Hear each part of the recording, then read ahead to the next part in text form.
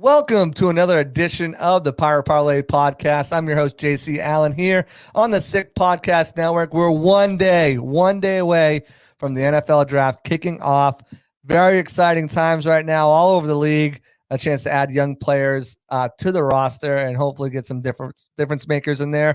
I know Tampa Bay and their fans are certainly hoping that the Bucs can do so, coming away at pick 26. We'll break down some of these prospects here, and we'll break down someone's mock that we have on as our guest today, none other than NFL draft analyst Luke Easterling, Tampa native, and we'll get his thoughts on his latest 4-round mock. He had a nice trade in there. We'll get some behind the scenes thoughts on what went into making that deal. Look at some of his picks, why you went there, and then we'll get some more insight on some of these draft prospects as well that the Bucs could potentially take in round 1 and later on throughout the draft. So stick around. We'll be right back. Turn up your volume. Because you're about to listen to The Sick Podcast. Pirate Parlay. Battle intercepted, picked off in the end zone. Bucs are going to beat the Chiefs. We're the champions of the world. The sickest Tampa Bay Buccaneers podcast. It's going to be sick. Welcome back. On the other side now of the Pirate Parlay Podcast here on the Sick Podcast Network. I'm not going to waste any time. We're going to bring him right in. We got Luke Easterling in here. He's been doing tremendous work all year round, covering the draft, going back to the beginning of the college season and highlighting prospects that could be available and could be potential superstars at the next level right through the offseason with multiple mocks, multiple positional breakdowns, killing it, doing a great job as always. Luke, how the heck are you? Doing great, brother. How are you? I'm doing good. You must be so excited to be done with the mock draft. Take a breather, and then before you jump right back into it, I'm sure you're still looking at guys for next year already too. But how has this whole process been for you? Because this is your first year full time doing the mock. You were over at Bucswire last season, I believe. So this is your first all in focused on the draft. Yeah, I mean, I've been double dipping. Back in the day, I was doing Bucswire and DraftWire, so it's the process for me hasn't really changed in probably 15 or 20 years. I've still been doing all the work. I think even when I was a kid, I was doing all this stuff for free. So the fact that I get paid to do it now is not lost on me. It's still pretty wild to me. But no, I love it, man. This time of year, these last few days are actually kind of bittersweet for me, I think, because I can definitely see the light at the end of the tunnel. But then it also feels like your kid is graduating almost. Like I've spent so much time with this same damn Excel sheet that it feels like I'm losing a part of myself. Like every time we finish a draft process, it's like you've invested all of these hours and all of these days for months and months and months, going back to August, September, really into this process. And then it's just done. It's just over. All the hay's in the barn at this point. And we get to sit back and enjoy the real thing, but it's definitely a haul, man. I'm probably going to sleep for all of June. So, in a lesser extent, I've been doing my player profiles this past week. I've got safeties coming out today. I did over 175 player profiles that I've done, and it's not as in depth as what you're doing because I'm only kind of focusing on guys who I think can be Bucs fits at the next level, and then my best fits in each of the round 1 to 2, 3 to 4, 5 to 7. One thing I'll say about that, JC, too, because I feel like I want people to understand that when people like me who kind of have to do this from a big picture level in terms of looking at the whole league, the guys like you who do those team specific things are invaluable resources for what we do, because when you look at things, that's a more realistic way of looking at things. No team across the entire league will do a board like we do, like a national kind of right, big picture, like top to 300. Like every single team is going to look at how these guys fit our team, our scheme, our fit, where we are as an organization, rebuilding, contending, all of that stuff. And so I find whether it's you, whether it's a fan who's reads a mock draft, especially early on, and they're like, hey, actually, we're really high on this guy and the club thinks this of this guy and he can play this. And he's shown that they know things about their team that at that time in the process, I don't. And so I don't know. I always feel like there's always a tinge of don't do it quite as in depth as you do. I disagree. I kind of see it the other way, where it's you guys look at it from a team perspective way that is really, really helpful to inform me especially when I'm doing mock drafts and being yeah, I have this guy higher on the board. but does he fit with that actual team? And the way you guys do that kind of work is really helpful. Oh, I appreciate that. And I can definitely see that too. There's, I think, 2,000 some odd draftable players in this year's draft. And only about 260 picks. Yeah, it's 256 or 4 or something like that. Yeah, somewhere around there. So, I mean, when you look at teams, they're not going to have 2,000 guys on their big board. They're not going to have 260 guys on their big board, Nope. likely. I've narrowed that down to about the 175 that I think are going to be on there. I only had 4 quarterbacks on my big board because I just don't think it's something that they're going to look at. So it's been awesome. The process is great, bittersweet, as you said. You put all these hours in, you're hoping that it gets all these clicks and views, and and then it's just poof. It's just start over, clean sheet. But it's something that same thing. When I was younger, I always loved it. There was this website, I'll give them free pub all the time, Football's Future. Yes, the message boards. Yes, dude, I lived there. I lived in those. I know about it, man. Yes. Those GM mocks, baby. Those GM mock drafts we would do, and we're waiting for private messages because we're wheeling and dealing in the DMs. Yes. We probably interacted. Well, I was the GM for the Pats forever, man. I'm sure we did, man. We probably made trades and don't even know it. What was it, the MMD or something like that?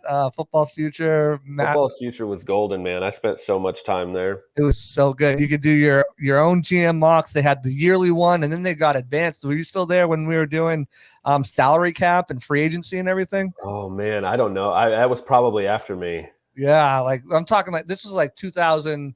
So I'm like 2004 to like 2010-ish when I was like really in it. Oh yeah, I was there. I was there for that. Yeah, so we were doing wild, man. What a time. Yeah, and then you had the whole mock draft. Everyone put their mock drafts. Everyone roasted and just shred it. It's so great times there. Everybody's awesome signatures in the bottom of all their posts, right? Yes. They'd have all these great Photoshop avatars too. Yeah, we put so much effort into those. Oh, it was great. I remember there was one year that everyone was like South Park characters and whatever. Yeah. I tried to find my old account. I could never log back into it. But I'll visit there now and then. It's not the same as it used to be with the explosion. Golden age, baby. That was before like socials really took over. Yeah, that's what I was going to say. There was no draft Twitter. That's where we all lived. Yeah, that's great. So yeah. Anyways, back on track.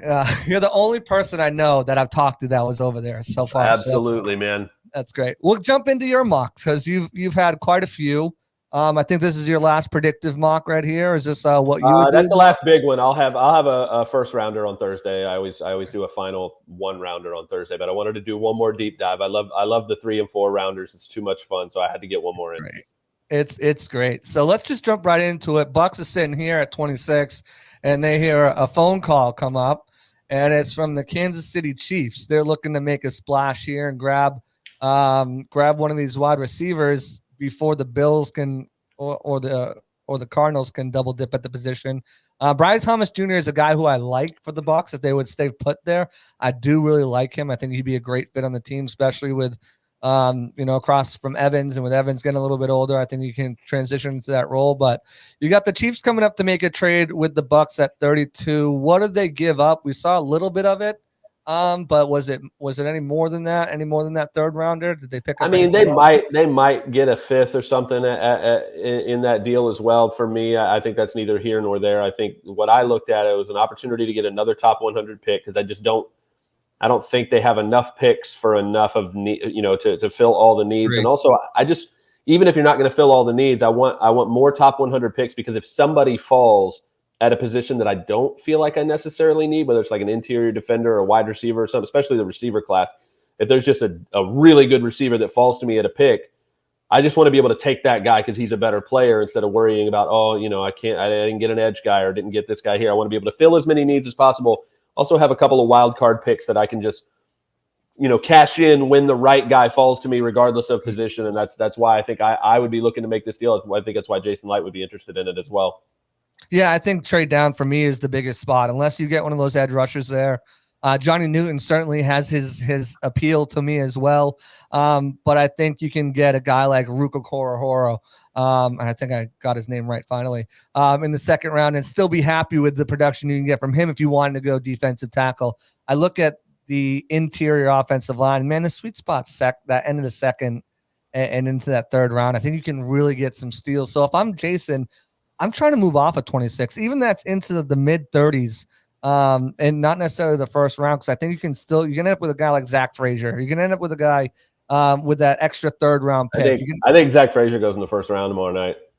You know what? I think he does. You know what? I'm gonna give you guys a little teaser. I have him going pick 26 in my final predictive mock draft. I don't know if it's it just anywhere in that back. I think Detroit would be a really good fit. I think San Francisco is a sleeper team there for Frazier. I don't see a huge gap between him and JPJ. I really don't. No. I think fit will matter, but especially kind of the injury history that JPJ has. I think he's a little bit of a better player, but that's going to weigh into it. I would not be surprised if both of those guys go Thursday night.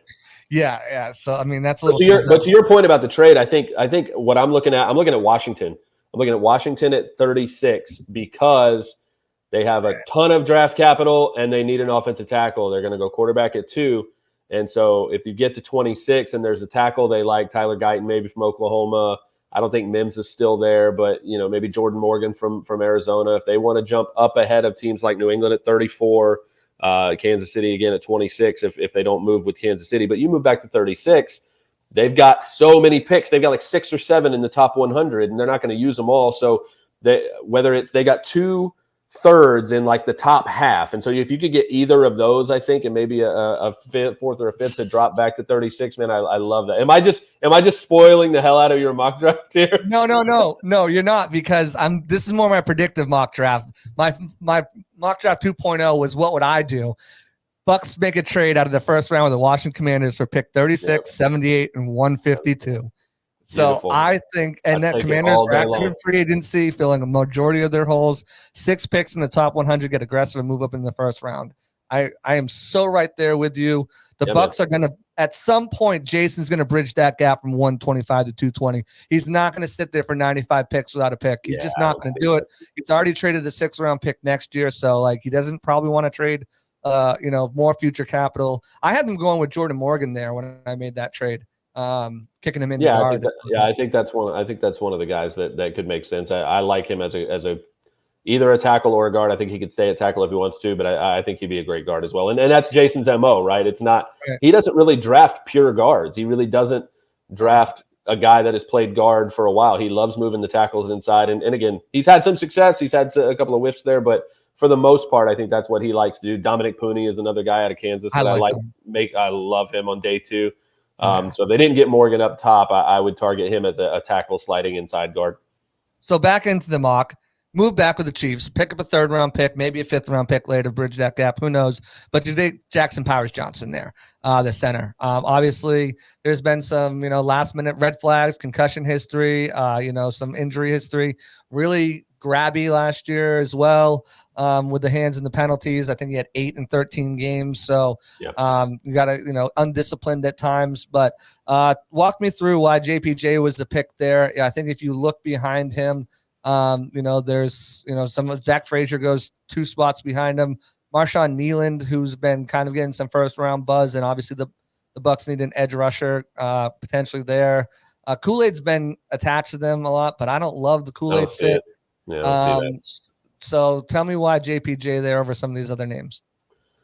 I think honestly, this is at the point in the process where I think it's predictive, and I think that's a guy they would really like to have at 26. And if they can move back and get, I just look at, I know he's a little grabby, I know but I just see so much of Ryan Jensen, man, and they miss that presence. He is grabby. He got his share of penalties for playing past the echo of the whistle, as he always said. But I think they'll take some of that and try to rein it in, because you can't teach the other stuff. They need a genuine ass-kicking, tone setter at center, because they know what that does for the entire unit. They have missed that so much. No shade to Robert Hainsey. I know he's done the best he could under the circumstances, but he is a college right tackle that they moved to guard, that then they had to move to center. That has only ever been a stopgap solution, and I think he's performed admirably, but they need an actual pure center to play that position. And I think JPJ, would just be too good of a fit, especially after moving back, if he's still on the board. Again, I like Zach Frazier a lot, so if JPJ is off the board and he's the pick after they move back, I'm fine with that as well. But that's kind of what I was thinking when I landed him there. Yeah, and I agree. I think, for me, the whole hesitation on center early or in the first round is, I just think that guard is a bigger position of need right now. I know they brought in Sua Opeta, but he's only limited experience. Ben Bredesen hasn't been anything. And a lot of people are like, well, get a center and move Hainsey to guard. There's nothing to say that Hainsey can play guard. Nothing. He had a handful of snaps there before Ryan Jensen went down, and ever since that, he's just been a center. So there's like really, I don't, I get it, right? Maybe he can do it, and you have a three-way competition. And this is part of my. This is part of my thought process with that trade back too, is that I want to be able to come out of the top 100 with a center and a guard that I think can start pretty quickly. And I think, like you said, the sweet spot for overall the interior line class, I think, is going to be in that second, third round turn. And if I'm confident that I can get the guard or the center, that's why honestly Graham Barton is the guy I would love to get in the first round, because he can play everywhere. And then that way, depending on how the board falls, if I have a center I like in the second or third, I can take him. If I have a guard I like, I can take him instead and just let Barton play the other one. Right. But if I get my center there, I've given myself an extra top 100 pick to get the guard or to pair with him. And that's kind of part of my thought process with the trade back. Yeah, and this is a draft. I can see if they do center, if they double dip in the interior and grab one of these guys in the third. And we'll talk about who you've got them taking in the third here. But we'll jump to your second pick. You go linebacker with Michigan's Junior Colson here. I do like Colson. I do have some questions about him, but on the overall, I like Colson. What was your thought process on going with Colson here over maybe another position in need? Yeah, I'm going to do my Magic Johnson impression with Junior Colson, which is he's not going to be there. I don't think he gets to 57.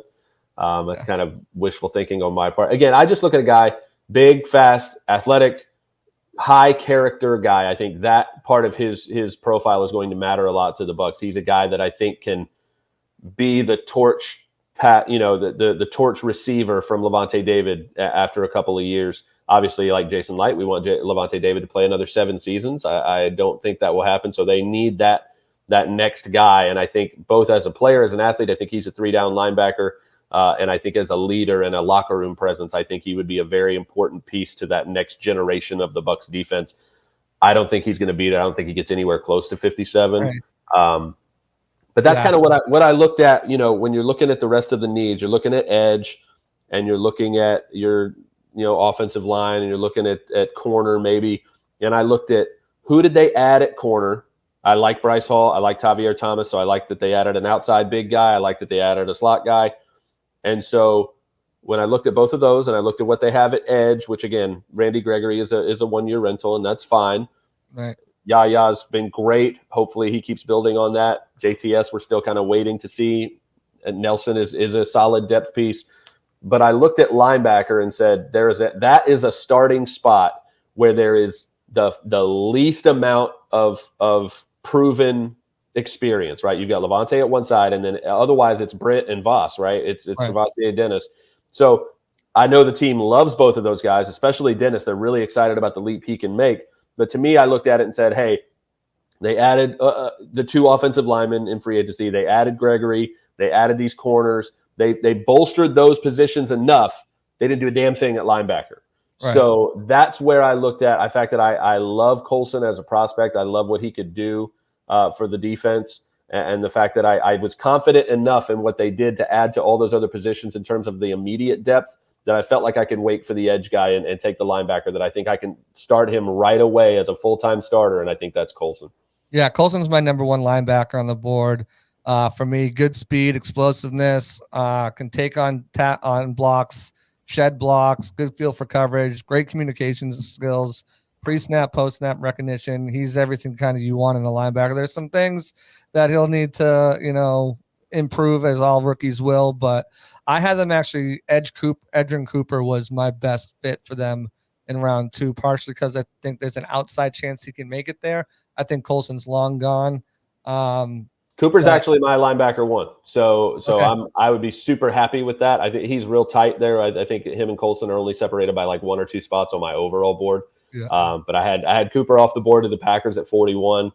I think, like you said, by the time the draft goes around, I think that'll flip. I think Colson comes off the board first. But if Cooper's there at 57, obviously I'm super happy with that because he's actually higher on my board. Yeah, I really like his game. Fast, speedy, instinctive. He does it also.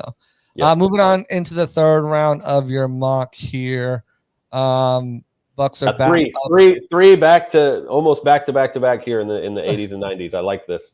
Absolutely. Bucks are back up. And I was surprised that this guy would last there. I really like him. I think he's very kind of under the radar. I don't hear a lot of people talking about him.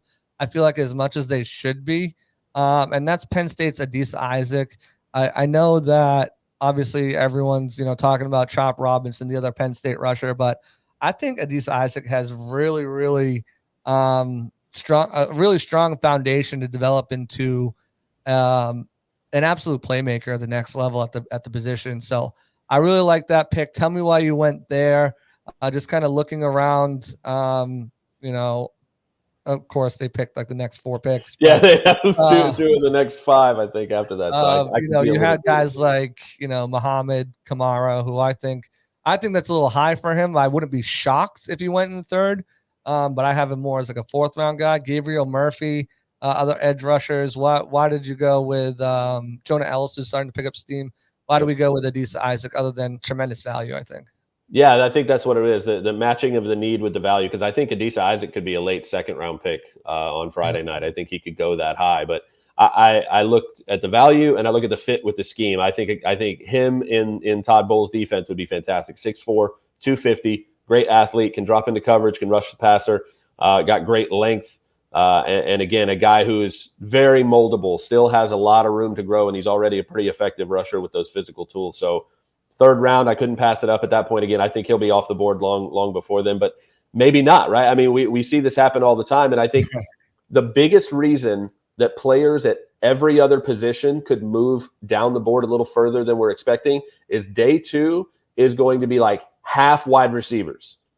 Like, we're going to see like 1 million wide receivers drafted on day 2 because the meat of that class, they can't all go in the 1st round. And I'm interested to see, when does that run start? You saw in my mock, Brian Thomas Jr. could go, 15th to Indy, but if he doesn't, if nobody, because think about it, if you're sitting in the 20s or the teens and you're like, yeah, I like Brian Thomas Jr., yeah, I like A.D. Mitchell, but how much do I like them that much better than the guy I'm going to get in the 2nd round, because they're so tightly packed together, and obviously fit will matter a lot there too. But I think if it wouldn't surprise me if that run starts early, because everybody want to get their guy before the run starts.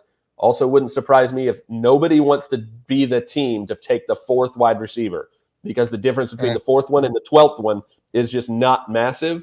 And so I think if that run starts late, which it does in that mock, which is why Kansas City moves up to get Thomas at 26, it impacts how many receivers are still going to be on the board when you get to day 2. And Carolina is taking a receiver. Maybe it's New Orleans. You got Indy maybe. I mean, there's so many teams on day 2. So when you stuff all those wide receivers into the 2nd and 3rd rounds, every other position group, somebody is gonna leak through. That happened to be Isaac in this situation, and again, the need, the fit with the scheme, and the value just all came together there. Yeah, I think that 2nd round, you look at it, you're looking at 6 wide receivers potentially, 6 cornerbacks potentially. You're looking at deep there too. Yeah, probably 6 offensive linemen between tackles and interior. Like, there's going to be half of that round is going to be 3 positions. So there is that ability for some of these guys to fall. I like Isaac. I think he'd be a phenomenal pick right there. And then a guy who I'm also high on, moving on to the next pick, which is coming from actually the Detroit trade. You have them sending one corner out and then picking another corner up with this one. Some Florida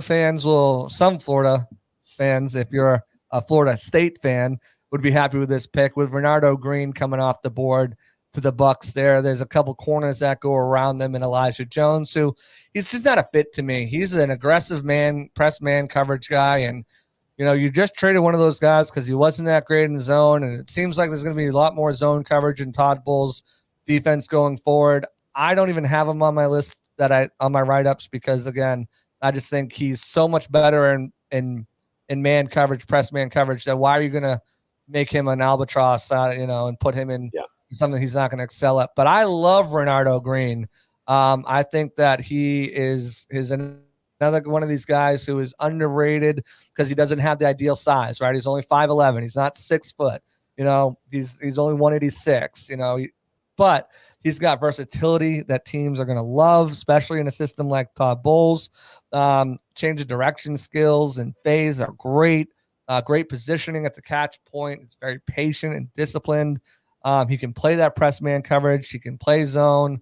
Obviously he'll need to work on some things where I have that, sticking with receivers deep. He'll need to prove that he can consistently do that.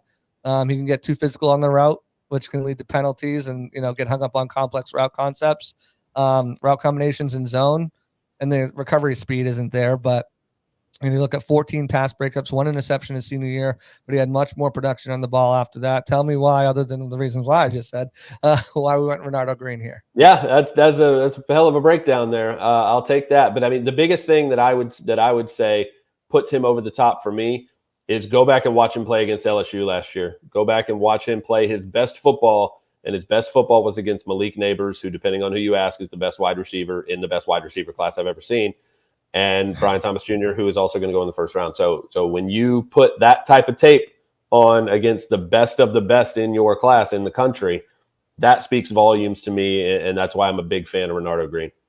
Yeah, he's really good. What he did to those two guys. That should be the resume. You just slide that across the table, sit back, and be like, your call. I didn't want to show too much bias, so I didn't put that there. Next pick, just 2 picks later, from the trade with Kansas City. You have been doing that double dip that we talked about in interior line. I'm going to argue the player, although he is higher on my board, on my write-ups that I did. Christian Mahogany, Boston College, former O-line U. It's been a little while since they put out some good top quality offensive linemen, but they're known for that for a while. I'm a little bit higher personally on Mason McCormick. But Christian Mahogany, I think it's a hell of a pick there. I wouldn't be mad about it. I think that if you're going to get one of these guys, to play guard, getting a guy like, if you can get Puny there, which I don't think he'll be there, or Mahogany or McCormick, even Isaiah Adams has some intrigue to me. Okay. But I think it probably goes a little bit later. I think you can't go wrong. Talk to me about Mahogany over McCormick. Yeah, I think any of those guys I'd be fine with. I said, Adams, like you said, probably later. He'd be the 4th guy in that group to me. If Pooney's on the board, that's my guy. I would love that all day long. I think he will be gone by then. But to me, it's a matter of, yes, the Jason Light special, aspect of the small school guy is there. But his trend is to take small school left tackles and move them to guard, not necessarily take a small school pure guard and drop them in that same spot at the next level. So that's the only caveat I would put in there. And then that's part of it too, is that with Mahogany, you have a guy who is a plug and play starting guard to me, who's done it at the highest level, versus a guy McCormick, who I think will take a little bit more time and a little bit of development to do it against NFL competition. That's really what splits the difference for me. Again, I'd be fine with either of those guys, but I think where this team is now, I think they would prefer a guy that's a bit more polished, a bit, more experienced against top competition in Mahogany, where they can be a little more confident that maybe he can start right away. But if it's McCormick, I'm fine with that too. You can see I don't think he went very long off the board after that. No, he early 4th round, I think to the Patriots, if I'm not mistaken. Seattle. Seattle at 102. So not far after that. Again, these are, back to back. It's 3. It's Mahogany, it's McCormick, right after Haynes, Beebe, and Puny. And do you see the value in that trade back in the first round, where you're in position here to grab the corner you need, the edge you need, and the starting guard in succession after you filled the linebacker, after you've gotten your center? You're coming out of the first 2 rounds filling pretty much all of your glaring needs, where you might need a guy to start, and you still got 125, you still got some picks to work with. Right, and I love that too. And even if you didn't go linebacker, let's say you forewent linebacker in the 2nd round and you got a wide receiver or you got a defensive tackle, let's say you went that position. If you did pick up that extra 5th round pick in that trade, which I think works out to be fair compensation value, or anything like that, then now, you look at it and, okay, so in the fourth round, we'll go through who you pick, but let's say you wanted to address linebacker. There's talent there. Jordan McGee, I think Cedric Gray, two guys could be available in the fourth round who I think that you could, maybe not start, but certainly compete. They're not going to be plug and play guys like a Colson or a Cooper would be, but definitely guys who can compete with Britt and Savasier Dennis for that chance to be the starter this year alongside Levante. You pick up that fifth. You can now you're looking at defensive tackles. If you want, guys like, Makai Wingo might be there. Guys like, I think it gives you that option, that flexibility to do. You can push that back too, right? Because obviously if you get to 125 and you've got that massive jump, it's like, man, if I need an interior guy, if I need a running back, I probably got to take him here because I'm not going to pick for 100 picks. It gives you that freedom to be like, okay, now I can get a linebacker at 125 because I can push those other ancillary needs back. That's, again, part of the flexibility there. Right, and I love it. And I love being able to double dip at the offensive line. For Mahogany Road, he's a mauler in the run game, strong hands to latch and a nasty finish. Tone setter on the line with a stout anchor to hold up in pass protection with good burst off the ball, and enough athleticism to be a factor when pulling. However, he lacks lateral quickness to mirror defenders, can be inconsistent with his leverage, and can play with low hands, making him susceptible to pass rush moves like swims and rips. Two-time captain is a better run blocker right now, but has some things that can be easily fixed with coaching. And obviously he had an Yeah, and that's my thing with that, right? All the things you mentioned that need to be worked on, they're all technical things that can be improved. You can't teach a guy how to be a tone setter. You can't teach a guy how to be, athletic at that size. All of those things aren't as coachable as the technical side. That's what NFL coaches get paid the big bucks to do. So right on. We're with my with my breakdowns there. So you're killing it, man. You're killing it. Good stuff. Okay, so then we come into 125, and this is a player who has a lot of Bucs fans talking right now. 2 spots ahead of him is another player that has a lot of Bucs fans talking right now. So 2 spots ahead of this pick was to the Houston Texans at 125. Houston Texans at 123 was Marshawn Lloyd, running back from USC. The Bucs end up grabbing a running back here in Audric Estime out of Notre Dame. Talk to me about Estime. Talk to me why you thought he was a perfect fit here. Just break down the reasoning here. Other than going a guy like at a position like wide receiver, a little bit Malik Washington was right available. Maybe a defensive lineman with like Christian Boyd was right there, who I really like Christian Boyd. Yep. Or another position that could be considered a need or anything like that. I mean, I look at Audric Estime and I think he's exactly what the running game needs, right? I'm a huge Rachaad White fan. I think he's a fantastic, finesse running back, great pass catcher out of the backfield, and so he can be the 3-down guy. But they need some thunder. They need some muscle to win short yardage situations, to win on the goal line more effectively, to spell Rachaad and not make him the workhorse that has to wear down opposing defense because that's just not his game. You need to be able to let him do what he does well and still have that change of pace. They just don't have that guy on the roster either. Chase Edmonds isn't that guy. We don't really know what Sean Tucker is yet. They need a guy like Estime who is he's explosive. You can throw that 40 time out at the combine. Just watch the film and look at all the other numbers.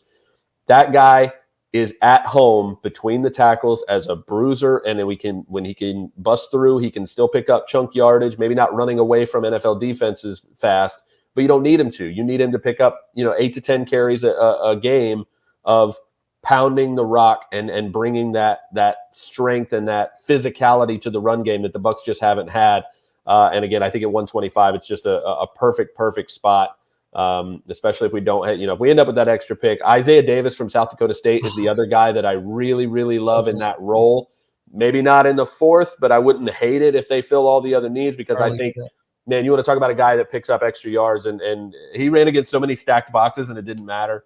But that's the type of back they need is what I mean. I think they can get depth at defensive line, do some other things, but I think that role, it's not a starting role necessarily, but it's something that they absolutely need to balance the offense, to make it a more complete attack on the ground, and I think Estime would just be such a perfect fit for that role. Yeah, between those two, Estime and Isaiah Davis, I think those are the guys that they should be looking at.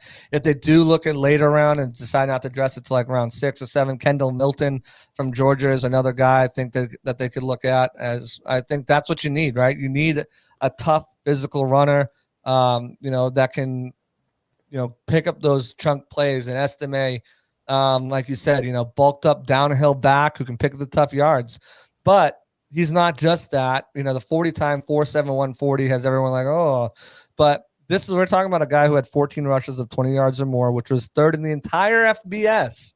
Yeah, he's not shifty. He can be stiff in his cuts, and he's the Keon Coleman of the running back class, where like you see the 40 and you're like, but you go back to the tape and you even watch him do the gauntlet and you're like, oh, never mind. He's actually fast when he plays actual football, and that's all that matters. Right, exactly. He's got to work on pass protection, I think. But that's like, kind of everybody does. Nobody, that's every college running back when they get to the NFL. That's the one thing they have to work on. But what is he? Look at how he's built, and tell me he can't learn to be a pass protector. He's got the frame.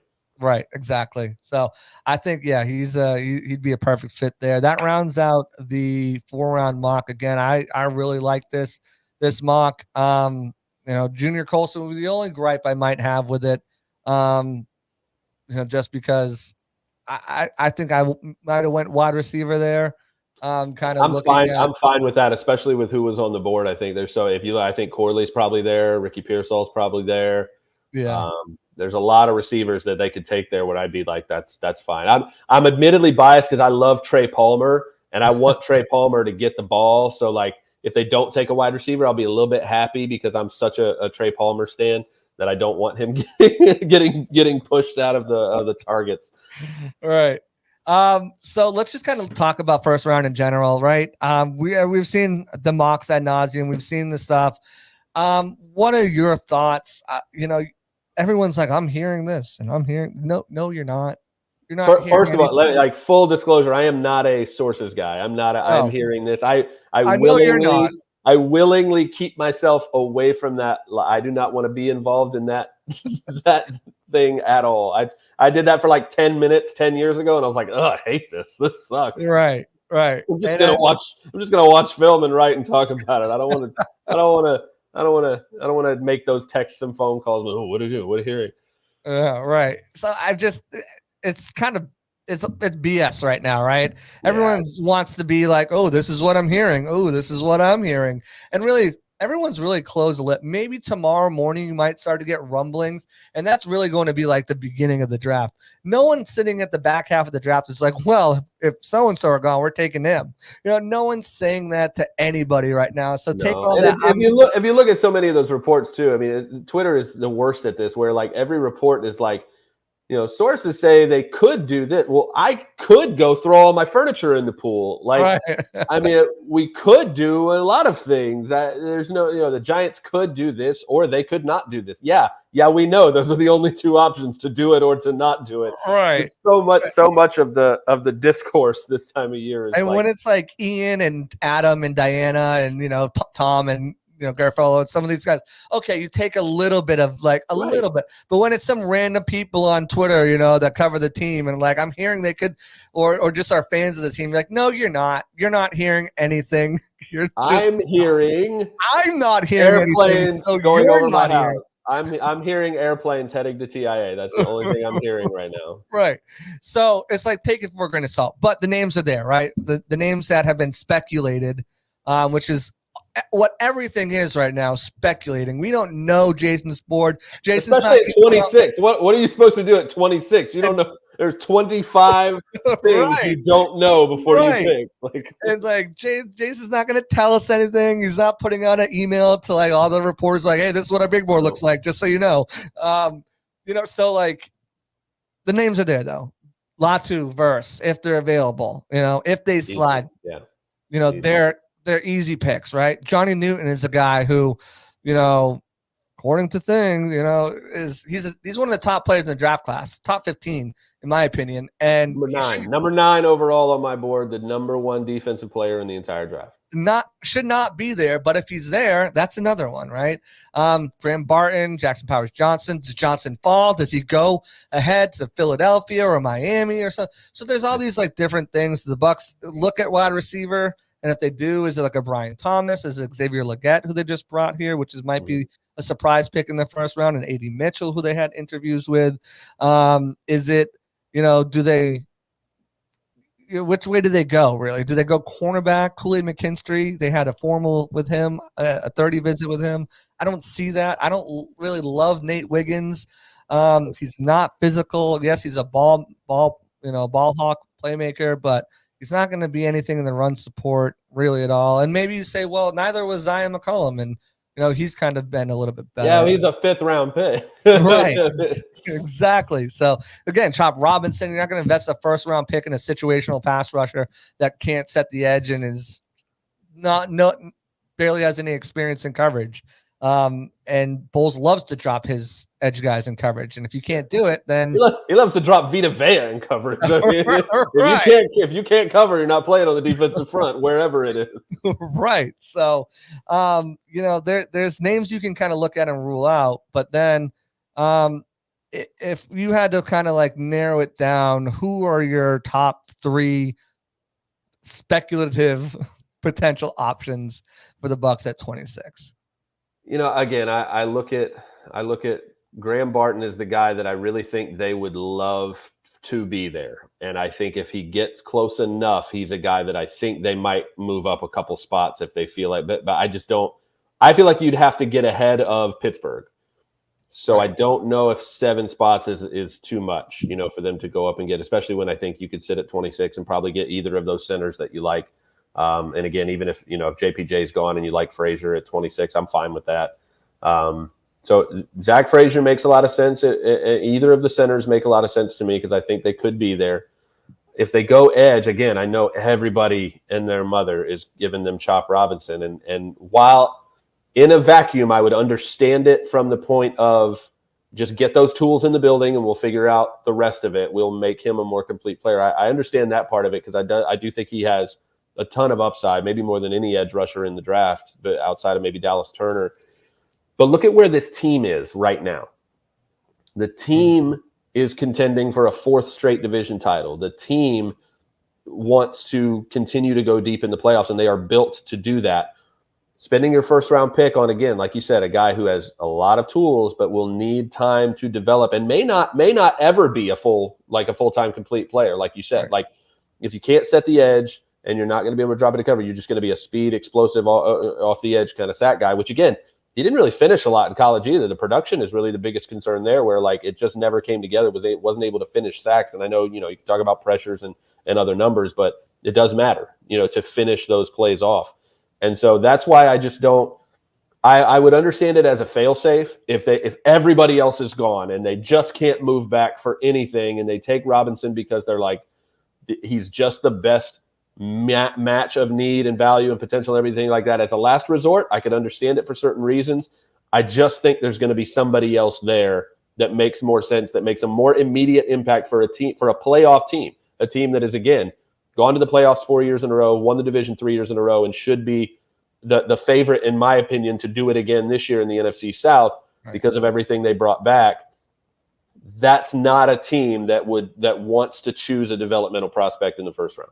Right. It goes back to the same thing that we went through last year, Luke, and national media looking at the depth chart saying, well, they got rid of Shaq, and they got Randy Gregory, but let's give him an edge rusher. And while that's true, the Bucs' number 1 need, in my opinion, is a premier edge rusher that can really teams will have to game plan for and really flips the script. But that's Latu and Verse. That's Latu and Verse, a guy that can come in and play all 3 downs and make an immediate impact, polished, pro-ready guy. Those are those guys. If they're gone, you're not getting that guy. Yeah. But he's not – Turner's nowhere, not sniffing it. No way. Yeah. And like I think Nealon could, to an extent, be that, but he's not premier. He's not going to be – he can be a guy who I think can probably beat out JTS and Randy Gregory to start opposite Yaya Diaby, but he's not. He's not. You know what I'm afraid. I'm afraid to admit sometimes is Marshawn Nealon feels like the edge version of Logan Hall. And I don't mean any disrespect. I just mean that, like, I think he'll be a really solid player for a team.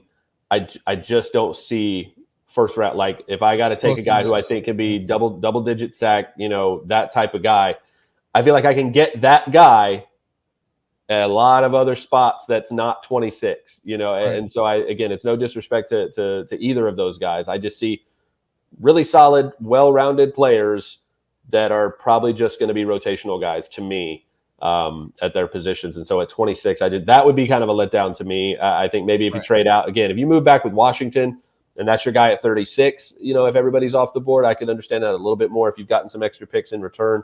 But I don't know. That's just the vibe I get from him is slightly north of Jag, slightly north of just a guy, I think. All right. One of those guys who just rotates in and has a long career, productive career, but is never splashy. And I can agree with that too. I just, you look at the size, great size. Look at the speed, the bend, And again, the production's just not there. I know it's part of the puzzle. It's not the end all be all, but it just didn't make a ton of big plays. So if they do look at wide receiver, because Jason Light, we asked him about wide receiver, and he said that's always a need. I know you don't want them to because you want Trey Palmer season, but if they do go with wide receiver, there's a whole bunch of guys there. Really, you're looking at Ladd McConkey, Xavier Worthy, A.D. Mitchell, Brian Thomas Jr. I think has gone in the teens, but if he's there, I think that's an easy pick to make. Xavier Legette, Troy Franklin. Out of those guys, who do you like the most for the Bucs? That makes most sense at a pick at 26 as well. Yeah, I mean, there's the receiver class is ridiculous, like I said, and to dive a little deeper, obviously I'm off my Trey Palmer soapbox, and if you pull back a little bit, it's not just about Trey, but it's about Mike's going to be 31, and Chris Godwin's going in the last year of his deal, and he's 29. So it's very much about, is this an opportunity in a receiver class where we can continue that not have a drop off in terms of bringing it, because go look at what they did when they drafted Mike. They already had Vincent Jackson. And so that, allowed a seamless transition from VJax being the number one guy to Mike being the number one guy. And then Mike having, Godwin come along underneath him by a couple years. Right. Who is that next guy going to be? I think Trey Palmer is going to be a phenomenal big play threat throughout his career. I don't know if he's that one of those types of guys. It's just not his game, which again, that's fine. I think he's Deshaun Jackson light, basically, where he can have that kind of impact. But if you want a complete, well-rounded guy, this might be the year. I think Keon Coleman would make a lot of sense. I think I mentioned him earlier. I know, he's not, again, the most savvy route runner or anything like that. But that's also something that Mike had to develop, later in his career. They didn't really ask him to run a ton of intricate routes at Texas A&M. It was go down there deep and Johnny's going to get you the ball for a lot of it. But he developed that part of his game. And so Keon Coleman is a guy that I think could fit really well. All the guys you mentioned make sense, again, for different reasons. Brian Thomas Jr., obviously value, speed, size. A.D. Mitchell is a little different. He's a little thin, but great route runner, can leap out of the building. Consistency, I think, would be the key for him. Worthy, I know he's fast, but he actually doesn't get enough credit for his route running. I think he's a really great route runner, but again, a small, a thinner guy where you wonder if he can be the number one guy in that offense. McConkey is the interesting one to me, and part of that is the connection to Brian McClendon, his wide receivers coach, who's now with down in Tampa. And so, if anybody, that can go both ways too. When people say, "Oh, his position coach is there," well, yeah, he may know not to take that guy. I don't think that's the case with McConkey necessarily, but I think that's funny that people always bring up those connections and assume that just because his old coach is there, that means he wants to draft him. And be like, nah, it means he knows really well whether or not he should or not. Right. So that would be the interesting one to me at receiver is McConkey, because you look at him and you're like, oh, he's not very big. He's probably not a number one type of guy, but I mean, 4.39 speed and elite route running ability and toughness. So that Chris Godwin role, outside, inside, yeah, you can do it all. And so with that connection there, if McClendon gives him a high recommendation, that's the guy that kind of I think Bucs fans would be like, really? And really, when you look underneath the surface, I think that would make a lot of sense. Makes a lot of sense, yeah.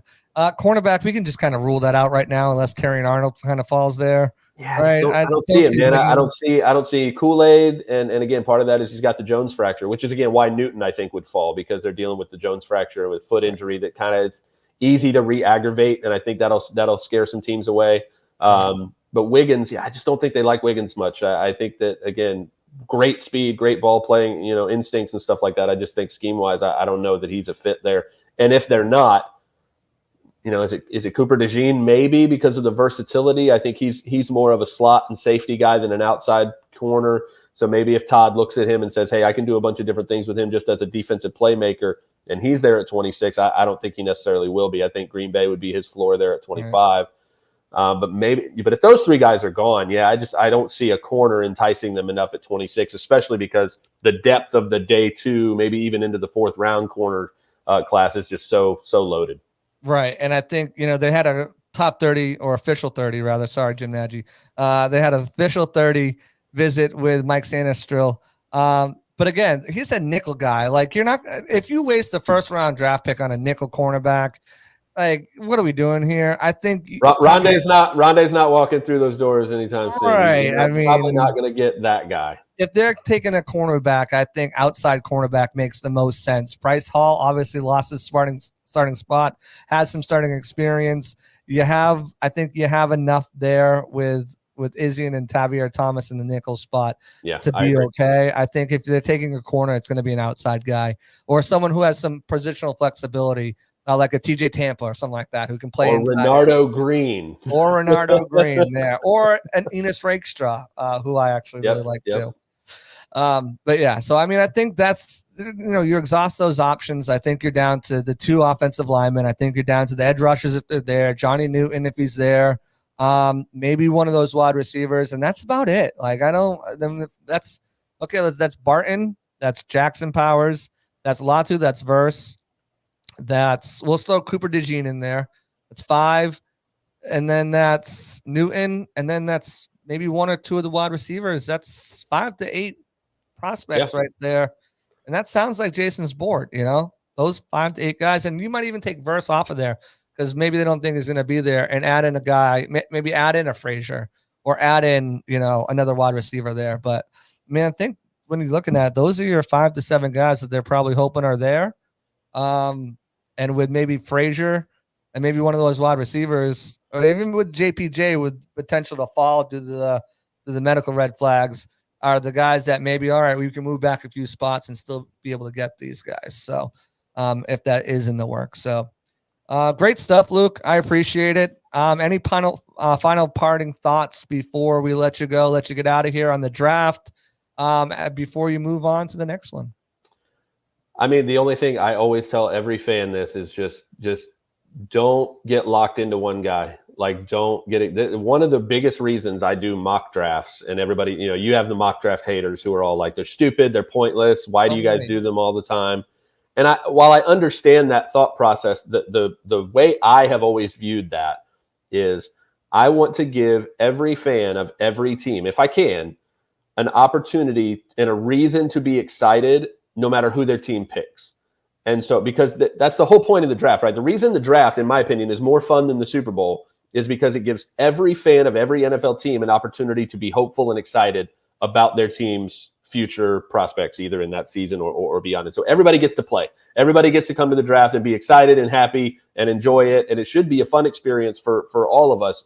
But it's hard to do that if you go into the process saying, if my team doesn't get X, doesn't get this guy, doesn't take this position in the first round, it's wasted, it's a failure, and you're mad and you're upset. It makes for funny content sometimes, but I want to make sure that if a player goes to a team that you didn't expect, they saw it happen in one of my mock drafts, or they read a scouting report, some of the stuff you're doing, and have a reason to say, I know JC said this about him, and that I like the fit there, and that makes me excited. I know I didn't really plan on the Bucs taking that guy, but I like presenting that. So I'll caution every fan, no matter what team you're rooting for, just find a reason to be excited about the player you take. Go watch the highlights as soon as they're taken. Go look and see why they could make your team better, and try to do everything you can to make this a fun process. It should be fun for everybody. We shouldn't be pissed off and disappointed at any point during the draft. We should always have a good time. Right. Mock drafts to me, especially when I do mine, I do my first one, my second one's part of my mock off season, and then my 2.0. My third one's more predictive, more of what I think they're going to do. But those first 3 mocks for me is introduce you to players, introduce you to guys who the Bucs might be interested, might be around there at that position. Obviously, the first one and the 2.0, and then obviously the third one are a lot different because we got more information. And you're discussing the needs and free agency has happened and all of those things. Yeah, plus it's just okay to do things for fun. Like it's really okay to just not have it be future, man. It's not that deep. It's not that deep, man. It's okay to just have a good time and do stuff for fun. All right. So awesome stuff, Luke. As always, I appreciate you, man. Go ahead and plug yourself. Tell them where they can find all your work. Tell them where they can find your socials, all that fun stuff. And I love the hair. I love the salt and pepper look. Thanks, man. I've never really actually grown my hair out this long in my whole life, but it was time. Let's do something. I've had it different. shoulder length before. It was I miss it. My wife won't let me do it.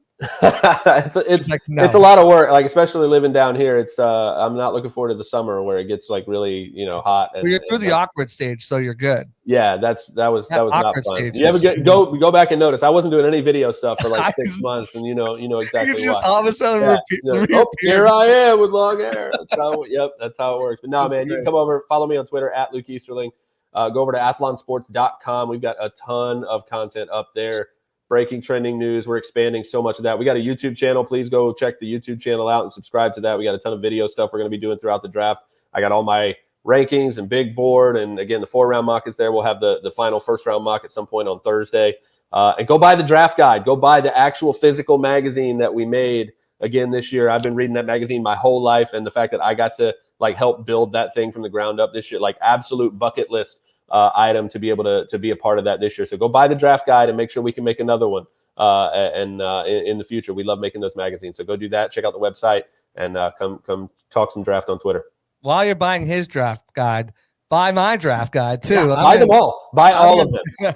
I'm in Lindy's. He's in Athlon. Props for you for getting me that. That was amazing to see myself in print. First call I made, baby. First call I made. I was like, that's the guy. Oh my God. I see myself in print in 2 magazines that I've read my entire life growing up. Was just, it was such an amazing thing. And yeah, awesome. Buy the magazines, get tuned in, get the Sharpies out, get the highlighters out, get ready to cross off names.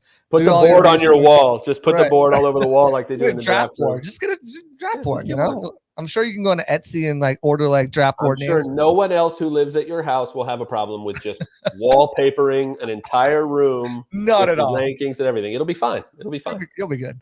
Awesome, Luke. Thank you so much, man. Appreciate you, and I'll talk to you soon. Anytime, man. Enjoy the draft. Yes, sir. You too. There you guys have it. Another episode in the books. Draft episode in the books.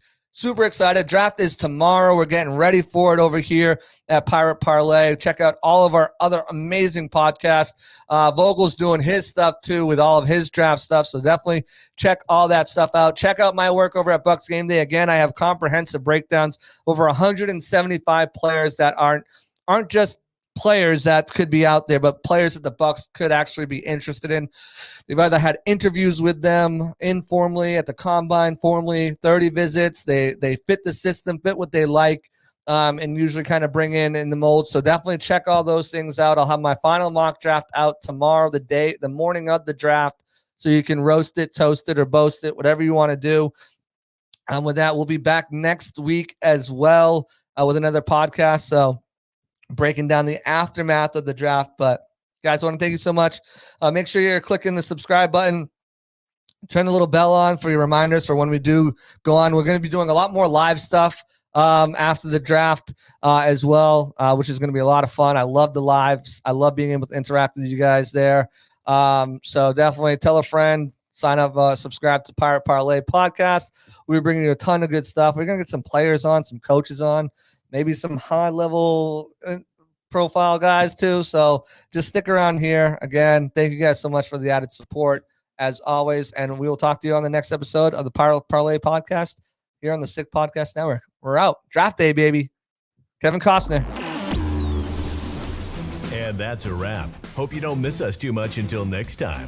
Follow the Sick Podcast Pirate Parlay on YouTube, Facebook, Google Play, and Apple Podcasts.